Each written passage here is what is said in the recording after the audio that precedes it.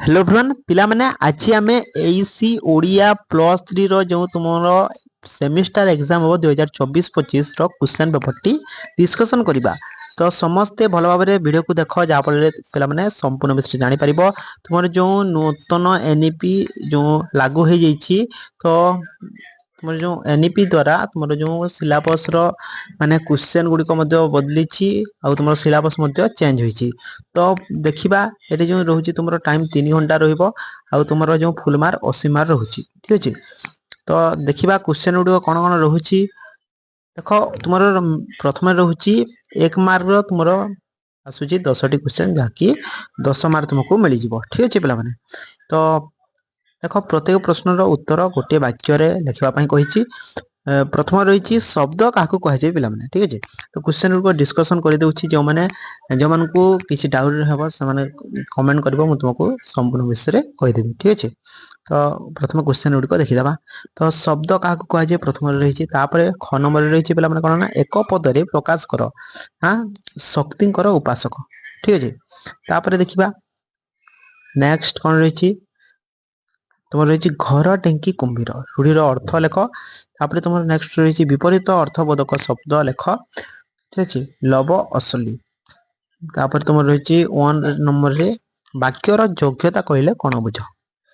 तापर 6 नंबर रही वाक्यर सर्वनिम्न एकक कौन। तापर रही यौगिक वाक्य क्या कहुए। ठीक है।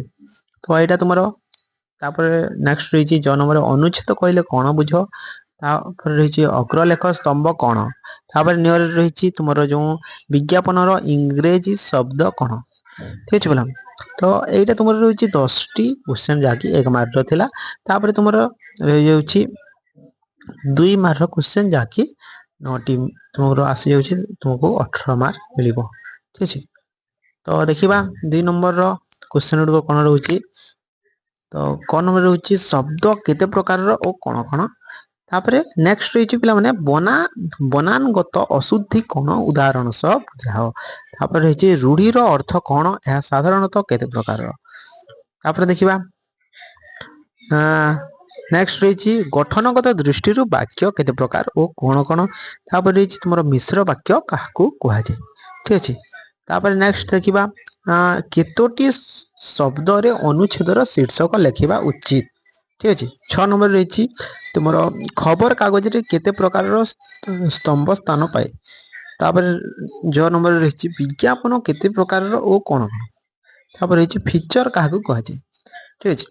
तो पिला माने एटा तुमर दिला जाकि 2 मार्क क्वेश्चन तुमर 9 टी जाकि तुमर 18 मार्क 1 मार्क क्वेश्चन तुमर 10 टी 10 मार्क। ठीक अच्छे। टोटाल तुमर हो गला 28 मार्क हला। तापर देखिबा तुमर वर्ष जो तुमर 5 मार्किया क्वेश्चन मध्ये आसुची जाकि 5 मार्किया क्वेश्चन 8 टी आसुची जाकि तुमर 40 मार्क रहइबो। ठीक अच्छे। तो देखिबा निम्नलिखित जे कोनोसी 8 गोटे प्रश्नर उत्तर प्रत्येक 5 टी वाक्य रे मध्य प्रदान कर। 8 टी क्वेश्चन तुम ने आंसर देव। ये 5 टी वाक्य कहि तुम मैंने 6 टी वाक्य रे किंबा 7 टी वाक्य रे एमिति लिखिबो तो भल मार्क आनी पड़िबो। ठीक अच्छे। तो प्रथम रही वाक्य गठन जनित अशुद्धि कौन उदाहरण सह बुझाओ। ठीक अच्छे। तो ये जो वाक्यटी तुम माने जो 6 कि 7 टी वाक्य रे लिखिबो एटा 5 टी वाक्य कहिछि जो तुम माने गोटे 2 टी वाक्य भल भाव रे लिखिबो तो तुम मैंने भल मार्क आनी पारिबो। आ जदि 5 टी कहि तुम मैंने 4 टी वाक्य रे जदि से क्वेश्चन रो आंसर देबो ताहले तुमको मार्क कम मिलिबो। ठीक अच्छे। तो देखिबा नेक्स्ट रही ओडिया भाषा रे व्यवहृत 10 टी वैदेशिक शब्दर उदाहरण दियो। ठीक अच्छे। वैदेशिक शब्दर उदाहरण देव 10 टी रो। तापर रही 6 टंकार घोड़ा को 9 टंकार दाना रूढ़ीर भाव संप्रसारण कर। तापर रही वाक्यर लक्षण कौन उदाहरण दे बुझाओ। ठीक अच्छे। तापर रही वाक्यर अर्थगत प्रकार भेद सदृष्टांत आलोचना कर। नेक्स्ट रही अनुच्छेदर विषयगत शीर्षक किपरि निर्णय करा जाए। तापर 6 नंबर रही बृहत अनुच्छेद को संक्षिप्त करिवार नियम कौन। ठीक अच्छे। तो तापर देखिबा माने मोर जो विज्ञापन प्रस्तुति सोपान को आलोचना कर। तापरे रही तुम स्तंभ लिखन कौशल विचार कर। तापर रही फीचर प्रस्तुति बेले क्यों दिग प्रति ध्यान देवा उचित। तो यहाँ तुम जो रही तुम मैंने 5 मार्क क्वेश्चन तुम मैंने 8टी कर जहाँकि तुमको 40 मार्क मिल। ठीक अच्छे भल भाव में तुम मैंने ये जोटा मैंने 8टी क्वेश्चन आंसर देव। ठीक अच्छे तापर तुम जो प्रथमे ओडिया रे तुम जो 15 मार्क क्वेश्चन गुड़िक आसूला तो एबे नूतन एनपी लागू है जो नूतन एनपी जो लागू होती से तुम आउ 15 मार्क क्वेश्चन आसुना से तुम 8 मार्क क्वेश्चन आसूची। ठीक अच्छे तो 8 मार्क क्वेश्चन तुम 4टी निम्नलिखित कौन से 4टी प्रश्नर दीर्घ उत्तर मूलक उत्तर लेख। ठीक अच्छे तो तापर तुम देखा क्वेश्चन कौन रही ना क नंबर रे आधुनिक ओडिया भाषा रे व्यवहृत विभिन्न भाषार अवदान उल्लेख कर। ठीक अच्छे तो यहाँ तुम मैंने 8 मार्क तुम जो लंग क्वेश्चन यहाँ पे ठीक अच्छे 8 मार्क।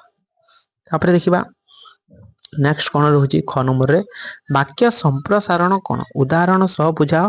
तापर रही ग नंबर रे वैदिक और तापर रही वैदिक और तात्विक विकास रे अनुच्छेदर भूमिका आलोचना कर। तापर रही तुम विज्ञापन संज्ञा स्वरूप परिसर एवं वैशिष्ट्य आलोचना कर। ठीक अच्छे तो तापर ओ नंबर रे रही तुम प्रबंध एवं फीचर मध्य पार्थक्य दर्शाए फीचर संज्ञा स्वरूप एवं प्रकारभेद आलोचना कर।